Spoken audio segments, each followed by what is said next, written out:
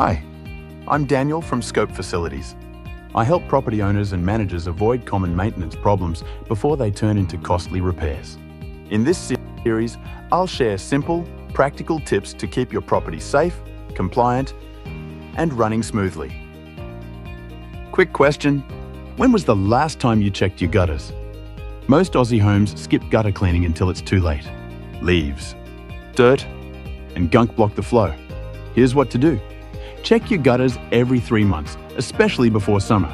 Clear out leaves, flush them with a hose, and make sure downpipes drain freely. If water spills over the edge or pools near your walls, you've got a blockage. And that's when you need a professional help. Scope Facilities.